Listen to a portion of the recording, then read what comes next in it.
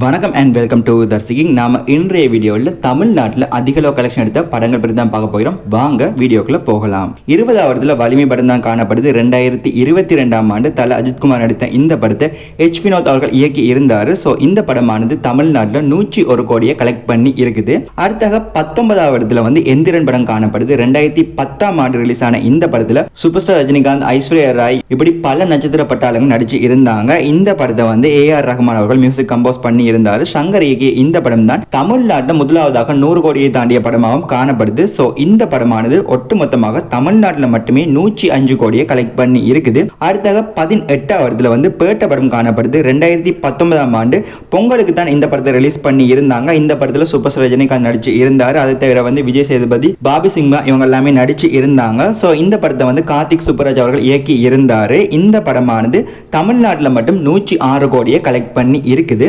17வது KGF chapter 2 படம் காணப்படுது. 2022ஆம் ஆண்டு ஏப்ரல் மாதம் தான் இந்த படத்தை ரிலீஸ் பண்ணி இருந்தாங்க. ஜாஷ் அவர்கள் நடிப்பில் ரிலீஸ் ஆகியிருந்த இந்த படத்தை இயக்கியது பிரசாந்த் நீல். ஸோ இந்த படத்துக்கு மிகப்பெரிய அளவில் எக்ஸ்பெக்டேஷன் இருந்துச்சு. ஸோ இந்த படமானது தமிழ்நாட்டை முதலாவது 100 கோடியை தாண்டிய கர்நாடக படமாக காணப்படுது. இப்போ வரைக்குமே தமிழ்நாட்டை 100 கோடியை தாண்டிய ஒரே ஒரு கர்நாடக படமும் இந்த படம் மட்டும்தான். ஸோ இந்த படமானது 115 கோடியை தமிழ்நாட்டில் மட்டுமே கலெக்ட் பண்ணி இருக்கு. ஒட்டுமொத்தமாக 1000 கோடியை இந்த படம் கலெக்ட் பண்ணியதும் குறிப்பிடத்தக்கது. அடுத்தாக 16வது துணிவு படம் காணப்படுது. 2023ஆம் ஆண்டு பொங்கலுக்கு இந்த படத்தை ரிலீஸ் பண்ணி இருந்தாங்க. இந்த படத்தில் அஜித்குமார் அவர்கள் நடித்து இருந்தார். இதே தவிர மஞ்சு வாரியர், சமுத்திரக்கனி இப்படி பல நட்சத்திர பட்டாளங்கள் நடிச்சு இருந்தாங்க. எச் வினோத் இந்த படத்தை இயக்கி இருந்தார். இந்த படத்தின் மூலமாக தமிழ்நாட்டில் தொடர்ச்சியாக 100 கோடியை கொடுத்த நடிகராகவும் தல அஜித்குமார் அவர்கள் காணப்படுறாரு.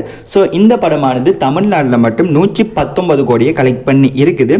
அடுத்தாக 15வது பீஸ்ட் படம் காணப்படுது. 2022ஆம் ஆண்டு கேஜிஎஃப் சாப்டர் 2 ரிலீஸ் ஆகிறதுக்கு முதல் நாள் தான் இந்த படத்தை ரிலீஸ் பண்ணி இருந்தாங்க.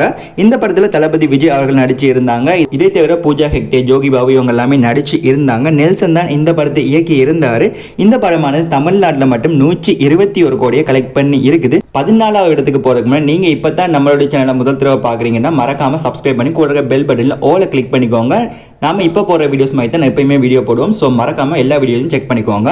14வது 2.0 படம் காணப்படுது. 2018ஆம் ஆண்டு சூப்பர் ஸ்டார் ரஜினிகாந்த் நடிப்பில் ரிலீஸ் ஆகியிருந்த இந்த படத்தை சங்கர் அவர்கள் இயக்கி இருந்தார்.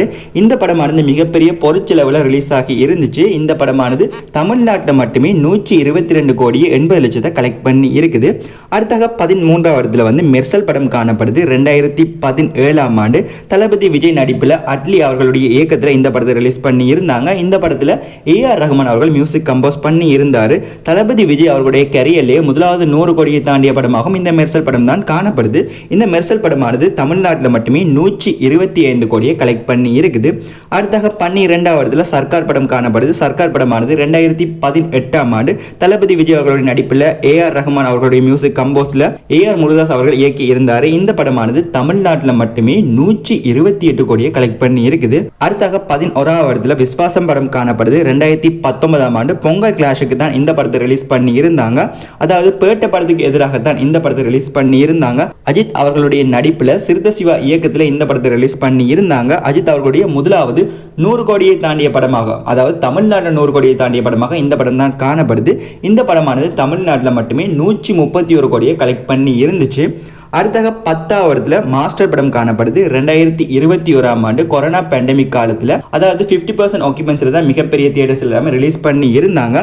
அப்படி இருந்தாலும் இந்த படமானது ஒட்டுமொத்தமாக தமிழ்நாட்டில் 135 கோடியே 50 லட்சத்தை கலெக்ட் பண்ணி இருக்குது. இந்த படத்தில் தளபதி விஜய், விஜய் சேதுபதி இப்படி பல நட்சத்திரங்கள் நடிச்சு இருந்தாங்க. இந்த படத்தில் லோகேஷ் கனகராஜ் அவர்கள் இயக்கி இருந்தார் என்பதும் குறிப்பிடத்தக்கது. 9வது பொன்னியின் செல்வன் பார்ட் 2 படம் காணப்படுது. 2023ஆம் ஆண்டு ரிலீஸ் ஆன இந்த படத்தில் கார்த்தி, விக்ரம், ஜெயம் ரவி, த்ரிஷா, ஐஸ்வர்யா ராய் என்ற மிகப்பெரிய நட்சத்திரங்களை நடிச்சு இருந்தாங்க. இந்த படத்தை மணிரத்னம் அவர்கள் இயக்கி இருந்தார். ஏஆர் ரஹ்மான் அவர்கள் மியூசிக் கம்போஸ் பண்ணி இருந்தார் என்பதும் குறிப்பிடத்தக்கது. இந்த படமானது பொன்னியின் செல்வன் பார்ட் 1 எதிர்பார்ப்பை தொடர்ந்து மிகப்பெரிய எக்ஸ்பெக்டேஷன் ரிலீஸ் ஆகி இருந்துச்சு. அந்த அடிப்படையில் இந்த படமானது தமிழ்நாட்டில் மட்டுமே 138 கோடியை கலெக்ட் பண்ணி இருக்குது. அடுத்த 8வது வாரிசு படம் காணப்படுது. 2023ஆம் ஆண்டு வந்து பொங்கல் கிளாஷுக்கு, அதாவது துணிவு படத்துடன் கிளாஷ் விட்டு இருந்தாங்க. இந்த படத்தில் தளபதி விஜய் அவர்கள் நடிச்சு இருந்தார்.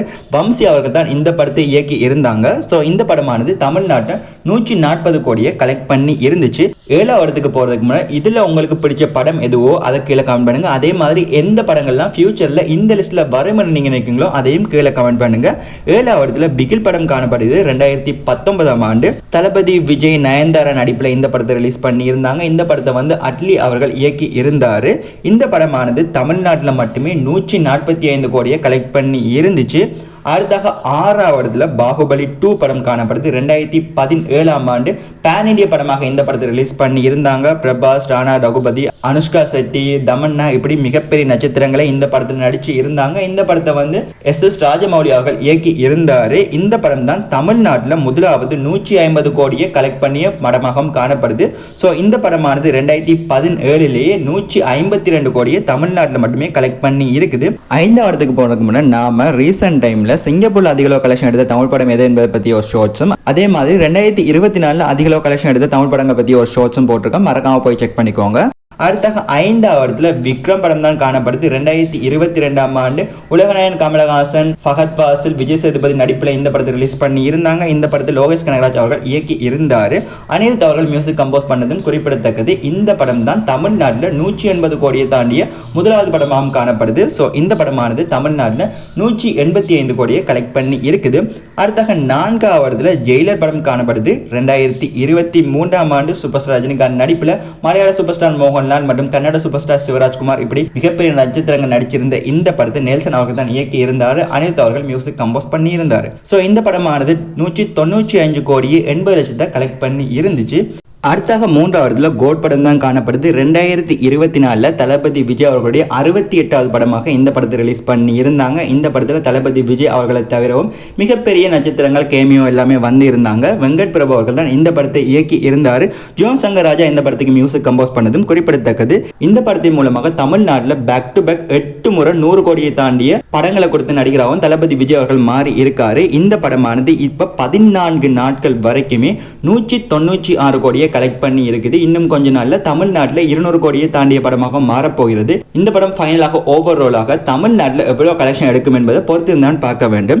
அடுத்தாக 2ஆம் இடத்துல பொன்னியின் செல்வன் பார்ட் 1 படம் காணப்படுகிறது. இந்த படமானது 2022ஆம் ஆண்டு மணிரத்னம் அவர்களுடைய இயக்கத்தில் ஏஆர் ரஹ்மான் அவர்களுடைய மியூசிக் கம்போஸ்ல கார்த்தி, விக்ரம், ஜெயன் ரவி இவங்களுடைய நடிப்பில் இந்த படத்தை ரிலீஸ் பண்ணி இருந்தாங்க. ஸோ இந்த படமானது தமிழ்நாட்டில் 225 கோடியை கலெக்ட் பண்ணி இருந்துச்சு. அதாவது தமிழ்நாட்டில் 200 கோடியை தாண்டிய முதலாவது படமாகவும் இந்த படம் தான் காணப்படுது. அதே மாதிரி இந்த படமானது தமிழ்நாட்டில் முதலாவது 100 கோடிக்கு மேல ஷேர் கொடுத்த படமாகவும் இந்த படம் தான் காணப்படுது. ஸோ இந்த படமானது தமிழ்நாட்டில் மட்டுமே 104 கோடியே 70 லட்சம் ஷேராக மட்டுமே கொடுத்திருக்குது. முதலாவதுல லியோ படம் தான் காணப்படுது. 2023ஆம் ஆண்டு லோகேஷ் கனகராஜ் இயக்கத்தில் தளபதி விஜய், த்ரிஷா இவர்களுடைய நடிப்பில் இந்த படத்தை ரிலீஸ் பண்ணி இருந்தாங்க. தமிழ்நாட்டில் முதலாவதாக 110 கோடிக்கு மேல ஷேர் கொடுத்த படமாகவும் இந்த படம் தான் காணப்படுது. அதாவது இந்த படத்தினுடைய தமிழ்நாட்டு ஷேர் மட்டுமே 115 கோடியே 60 லட்சமாக காணப்படுது. இந்த படமானது ஒட்டுமொத்தமாக 226 கோடியை தமிழ்நாட்டில் மட்டுமே கலெக்ட் பண்ணி இருக்குது. ஸோ இதன் அடிப்படையில் ஓவராலாக பார்க்கிறோம் தளபதி விஜய் அவர்களுடைய 8 படங்கள் 100 கோடிக்கு மேல தமிழ்நாட்டில் மட்டுமே கொடுத்திருக்குது. அதே மாதிரி சூப்பர் ஸ்டார் ரஜினிகாந்த் இவருடைய படங்கள் மொத்தமாக 4 படங்கள் தமிழ்நாட்டில் 100 கோடிக்கு மேல கலெக்ஷன் எடுத்திருக்குது. தல அஜித்குமார் அவருடைய படங்கள் மொத்தமாக 3 படங்கள் தமிழ்நாட்டில் 100 கோடிக்கு மேல கலெக்ஷன் கொடுத்திருக்குது. ஸோ இந்த வீடியோ பத்தி உங்களுடைய கருத்துக்களை கமெண்ட் பண்ணுங்க. மேலும் ஒரு சுவாரஸ்யமான வீடியோவில் உங்களை சந்திக்கும் வரை உங்களை